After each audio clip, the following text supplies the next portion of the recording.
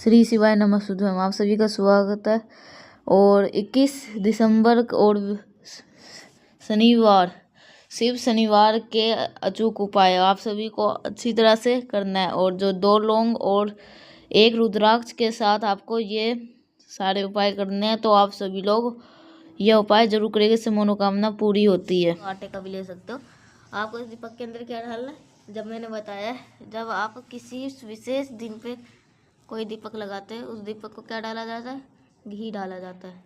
अगर आपको गौ माता का घी नहीं मिल पाता तो आप इस उपाय को नहीं करेंगे, इस चीज़ का ध्यान रखिएगा। अगर घी लोगे तो गौ माता का ये दीपक किस लिए लगाना, सिर्फ पार्वती के लिए। तो हमें एक ही दीपक नहीं लगाना, कितने दिए लगाओगे, 2 दीपक लगाओगे। नियम समझेंगे। जो पहला दिया लगाना होगा वो चावल के दाने के साथ है। कितने चावल के दाने, मात्र 2 चावल के दाने आपको लेने हैं। और फिर से जो पहला दिया लगेगा वो भोले शंकर के शिवलिंग के पास में लगेगा। अब यहाँ पर जो दिया लगेगा, कौन सा लगेगा, गोल बत्ती का। तो मैंने यहाँ पे बता रखा है, जब भी कोई दीपक भगवान शंकर के पास में लगाते हैं तो कौन सी बत्ती लगती है, हमेशा गोल बत्ती का। तो आप सभी को इस दीपक के नीचे क्या रखना होगा, चावल के कुछ दाने। जो मैंने 2 चावल का बताया था ना, उसको अपने पास रखेंगे। अगर अलग से अगर कुछ चावल के दाने दीपक के नीचे रखेंगे और आपको इस दीपक को किसके नाम से जलाओगे, तुम रुकेश्वर महादेव के नाम से। तुम कौन से महादेव के नाम से, तुम रुकेश्वर महादेव के नाम से दीपक को जलाओगे। और जब दीपक जलाना, इस दीपक के अंदर 2 चावल के दाने अपने परिवार की उन्नति और कामना के लिए जलते हुए दीपक में रख देना। पहला काम हुआ। अब दूसरे दीपक की हम बात करते हैं। दूसरा दीपक भी आपको जलाने के लिए क्या करना होगा, नीचे आपको चावल के दाने रखने। जो दूसरा दिया लगाओगे, बेल पेड़ के नीचे लगाएंगे। क्यों, क्योंकि बेल पेड़ के नीचे किसका वास होता है, भगवान माता सती का। ठीक है। अब आपको इन्हीं चावल के दानों के ऊपर क्या रखना है, उस दीपक को रखना है। दीपक कौन सी बत्ती का होगा, हमेशा लंबी बत्ती का होगा। क्योंकि बेल पेड़ के नीचे जब हम माँ लक्ष्मी, माँ पार्वती का दिया लगाते हैं तो हमेशा लंबी बत्ती का। तो फिर आपको इस दीपक को प्रज्वलित करना है, जलाना है। सेम प्रोसेस से सेम काम करना है। 2 चावल के दाने और लेने हैं और माँ लक्ष्मी का नाम स्मरण करते हुए, माता सती का नाम, सॉरी। और आपके परिवार में कभी भी कोई धन को लेके कोई दिक्कत नहीं होगी। आपके हमेशा आपके घर में माँ लक्ष्मी का वास बना रहेगा। ठीक है। आप भूलिएगा नहीं, कोई भी लोग, हर इंसान को इस उपाय कर सकता है। और मेरी बात समझ में आई तो पहला उपाय आपको समझ में आ गया होगा। आगे बढ़ते हैं इस वीडियो के हम दूसरे की तरफ, जो कि आपको करना है। ये जो दूसरा उपाय है ये आपको बहुत काम आने वाला। सबसे पहले समझ लेते हैं दूसरे उपाय के बेनिफिट के। आज के टाइम पे ऐसा वो देखा गया है कि लोग के अंदर की चीज़ ये हुआ हो चुका है, एटीट्यूड। उसे हम क्या बोलते हैं, जो कि क्रोध आ गया, मतलब एटीट्यूड आ गया। तो इसको दूर करने के लिए आपको मैं बताऊंगा ये कैसे करना है। तो जैसे कि उस व्यक्ति को क्रोध आता है हमेशा, हर वक्त, तो आप ये उपाय कर सकते हो। तो आपको कुछ लौंग लेने हैं, जैसे कि आप स्क्रीन पे देख रहे हो। लौंग 7 लौंग लेने हैं आपको। 7 लौंग ले लिए। और 7 लौंग लेने के बाद में फिर आपको जाना है महादेव शिवलिंग के पास में। पहले तांबे के लोटे के अंदर जल भरिएगा और फिर गंगा जल। और जो उनके उसके फूल हो ना, वो टूटे हुए नहीं होना चाहिए, इस चीज़ का भी घर पे। और जल के अंदर गंगा जल भी डाल देना है। और गंगा जल डालने के बाद में क्या करेंगे, जल के अंदर गंगा जल भी डाल देंगे और सीधा पहुँचेंगे महादेव शिवलिंग के पास में। अब यह उपाय आपका नियम होता है, अलग होता है। यहाँ पे पहुँच करके आपको 2 काम करने हैं। सबसे पहले आपका काम, आपके पास में जो लौंग है, आप जी उसको अपने पास में रखेंगे। पहले 1 लोटा जल महादेव शिवलिंग के ऊपर श्री शिवाय नमस्तुभ्यम का जप करते हुए चढ़ा देना। जल चढ़ाने के बाद में आपके अपने हाथ, क्या नाम था, हाटकेश्वर शिव महापुराण की आपने कथा सुनी थी, हाटकेश्वर शिव महापुराण की कथा। इसी कथा में आपको इन्हीं हाटकेश्वर भगवान के नाम से ही जो 7 लौंग के टुकड़े आपके पास में हैं, उन्हें माता शोक सुंदरी के स्थान पे समर्पित करते जाना है, रखना है।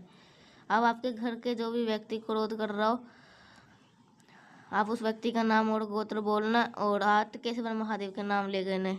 आप फिर क्या करेंगे, आपको विनती करने के बाद में इन्हीं 7 लौंग को टुकड़े को यहाँ से उठा लेना, इसे लेकर के अपने घर चले जाना।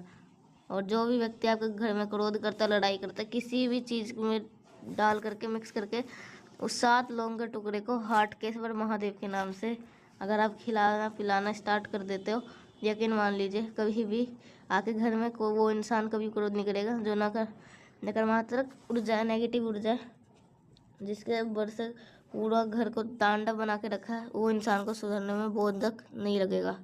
भूलिएगा नहीं कोई भी लोग, हर इंसान को इस उपाय को करना है। 2 उपाय आपको समझ में आ गए हैं। आगे बढ़ते हैं इस वीडियो के हम तीसरे उपाय की तरफ। ये जो तीसरा उपाय है और ये आपको शुरुआत कब करनी है? प्रदोष के दिन, प्रदोष काल से शुरुआत करनी है और कंटिन्यूस करना है। और क्या फ़ायदा है इसकी बात हम तब करेंगे जब कर लोग आप सभी लोग वीडियो को लाइक, तो इसने अभी तक चैनल को सब्सक्राइब नहीं किया है तो वो करिएगा। आवाज़ पहली बार सुन रहे हैं, चैनल को ज़रूर से करिएगा सब्सक्राइब। देखो आप सबसे पहले समझते हैं इसके उपाय की बेनिफिट क्या है। ये उपाय आप स्पेशली आपकी इच्छा पूर्ति के लिए, अगर यह उपाय अगर करने का कोई नियम नहीं है, आप ये उपाय तब तक करेंगे जब तक आपके इच्छा पूरी ना हो जाए।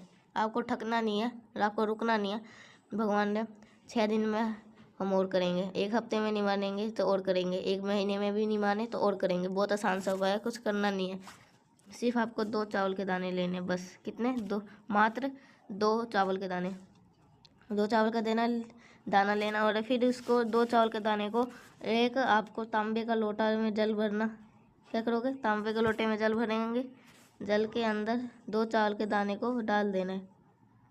जब आप घर में स्नान वगैरह करो, जब वो जल चढ़ाने जाओ तो सबसे पहले उस जल के कुछ भाग, मतलब आधा नहीं, कुछ भाग को बेल पेड़ के नीचे संपित करेंगे और वहाँ से संपित करने के बाद में जो बाकी का जल होगा वो महादेव शिवलिंग के ऊपर कुंदकेश्वर महादेव के नाम से, और आपकी जो भी विशेष होगी, जो भी मनोकामना है, जो भी इच्छा है, उसकी कामना से अगर आप संपित करना स्टार्ट कर देते हैं तो आपके घर में कभी भी कोई संकट नहीं आएगा।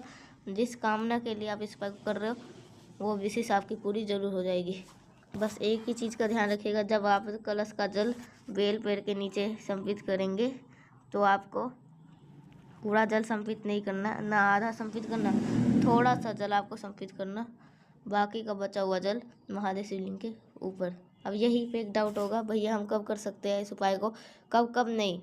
तो आपको प्रदोष के दिन, प्रदोष काल से इस उपाय को स्टार्ट कर देना।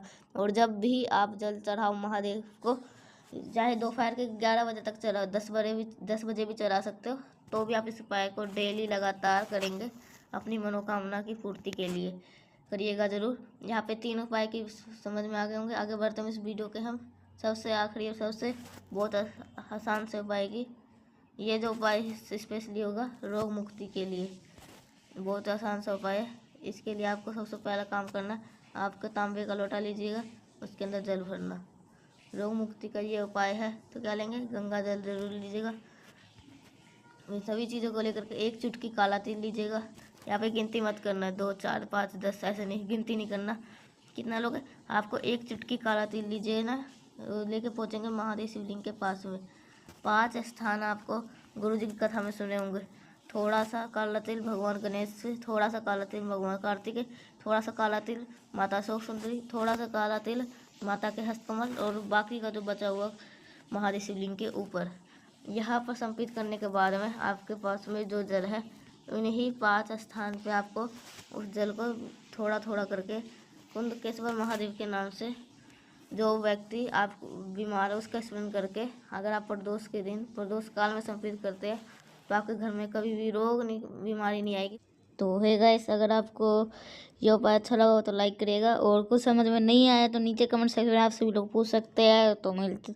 तो जो आवाज़ मेरी पहली बार सुन रहे चैनल को सब्सक्राइब करिए। तो मिलते हैं नेक्स्ट पैसा, तब तक श्री शिवाय नमस्ते।